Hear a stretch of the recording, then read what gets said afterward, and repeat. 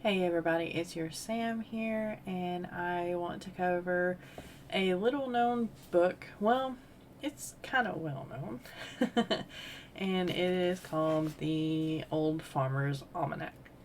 There are actually two Farmer's Almanac. There's this one, which has the same cover that it's had since the 1800s, I do believe, and there's also another Farmer's Almanac that has the apostrophe after the S, and I do believe that it usually has a red or kind of orangey color.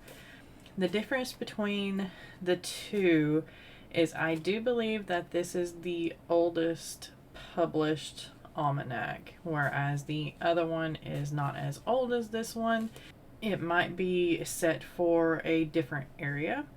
This almanac was created by Robert B. Thomas, and it was first published in 1792. As back then, everybody did not have a grocery store that they could run to buy produce like we can now.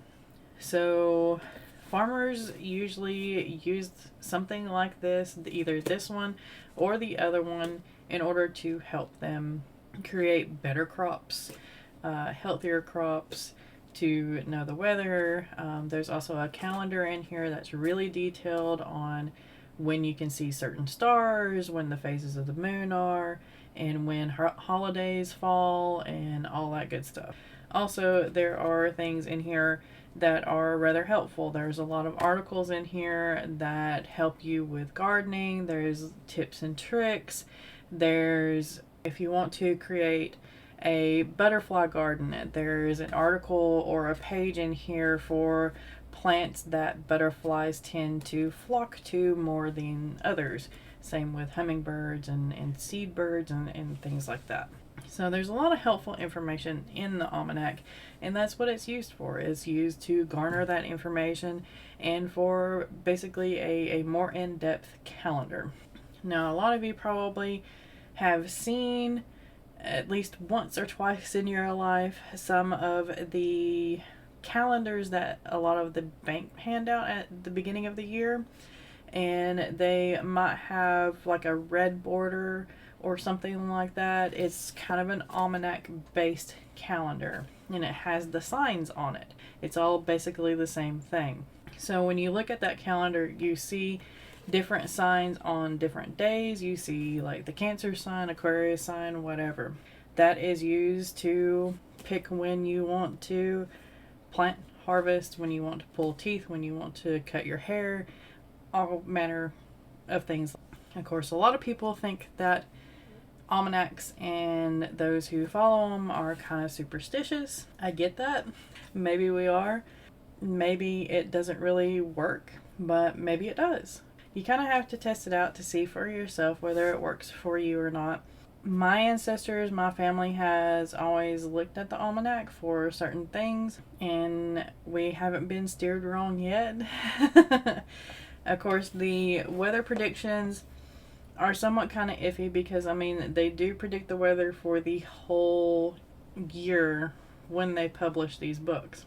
But as far as, when the holidays fall, when you see certain things in the sky, or planting seasons and stuff like that, it's fairly accurate. So without further ado, I'm kind of going to go through the almanac and show you kind of what you can see in an almanac. So this is the 2011 almanac. There's recipes in here, and of course I have a little tabs right here. This is where the general weather report for the year of 2021 begins, and you can see how the summer is going to be, kind of a prediction on it, and things like that. There's also a list of the brightest stars and the dates that they're going to be the brightest and more accessible in the night sky for you in your area. This right here is going to be the calendar. I'm going to pop up closer views of this on the screen, but here starts the calendar, and as you can see, it's a good portion of the book because that is, of course, what it's mostly used for. So as you can see, the calendar portion of the book is that much of the book. what does the calendar entail? The calendar goes month by month. It tells you when the sun rises, you know, what time of day down to the minute.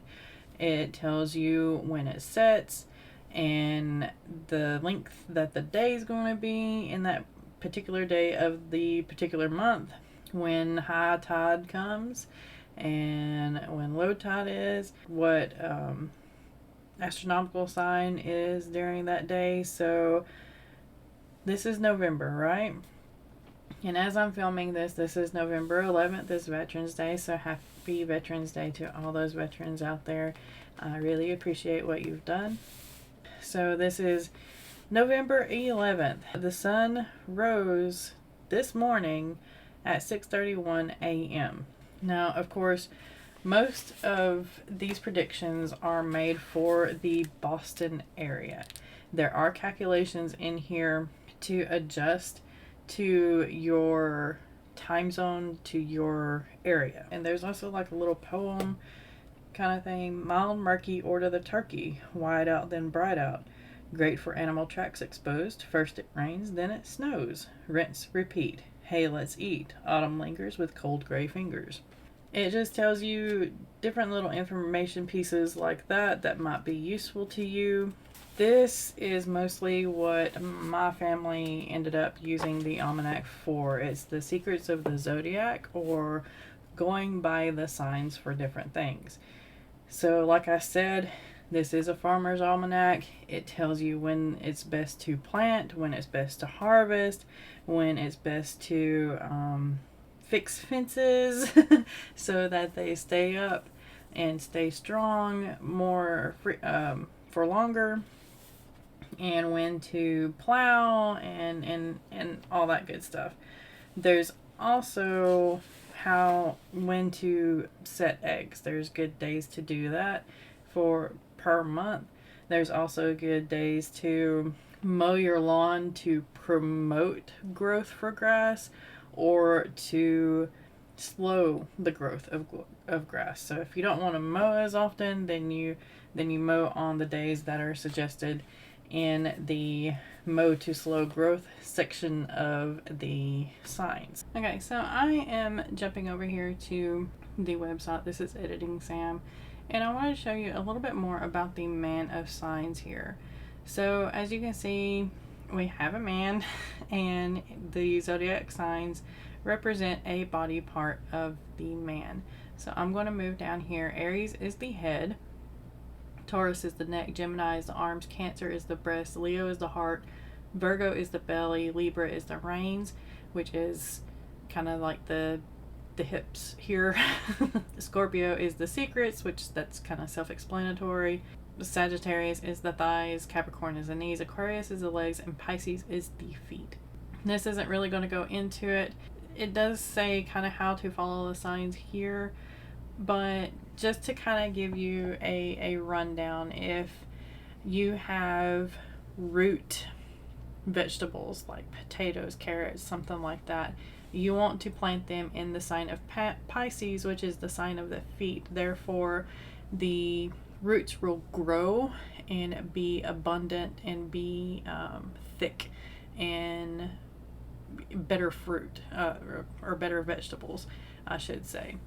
If you have something like beans or something that's kind of leafy, like an herb like parsley, let's do parsley or celery.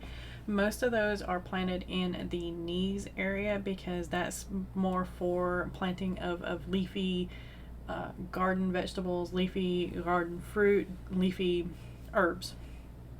If you want better fruit, like fruit trees or something, you need to go higher up into the body. So that's how you kind of plant by the signs. If somebody is planting by the signs, that's how they do it. That's kind of a loose rundown. There's a little bit more into it than that, but like I said, I am no expert on this. This is just what I've learned over the years of learning from my grandparents and how they read the signs and how they planted by the signs and stuff like that. Again, if you believe in this kind of stuff, then this little book will be very helpful to you. If you don't, it still might be a fun read. As a writer, I write fantasy, okay? And most of my fantasy books are set back in the day of farming. So there has to be a knowledge base, a commonality of when people know when to plant, or when they can start gathering seeds, when they can start seedlings, and when the last frost is going to come, because you all know and have probably witnessed there's usually a very warm spell that lasts for a week or 2 weeks, and then all of a sudden there's like another frost or another snow or something like that, and the Farmer's Almanac usually can predict when the last frost will be, almost down to the day. It's fairly good at that. Farmers know not to be fooled by that week or 2 weeks of warmth, and they know that there is going to be a frost soon, so they know not to plant during those 1 or 2 weeks, but to plant after the frost so that their little seedlings won't die. Anyway, it's a neat little book to allow you to dive into the world of farming and get a little bit more knowledge on how people lived back in the day, how they predicted weather, how they tried to work around what they needed to do, how they figured out what they needed to do and when to do it. Neat little read.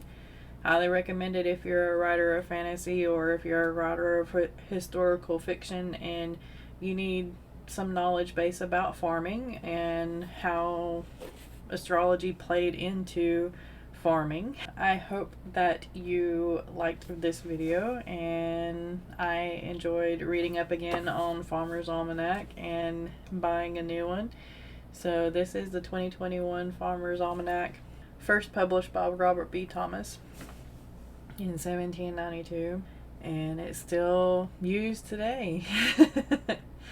And again, there are different kinds of almanac. There are the 2 Farmer's Almanac. I do believe there is a gardening almanac that focuses on small flower beds and indoor planting and stuff like that.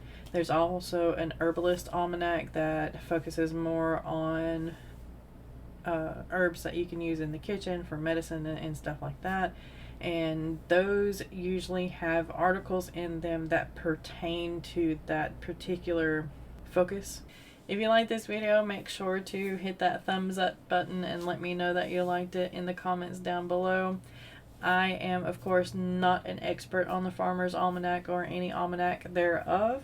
So if you use an almanac for something different, let me know in the comments below. I always enjoy learning about things like this.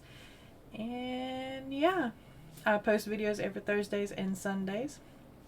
I do live streams every Tuesday at 3 p.m. Eastern Standard Time, either on my channel, Lauren's channel, or Nicole's channel. The links will be in the description down below. And I also do live streams on Thursday mornings at 9 a.m. Eastern Standard Time. And I will see you next time. Have a great day. Remember to smile about something and keep writing.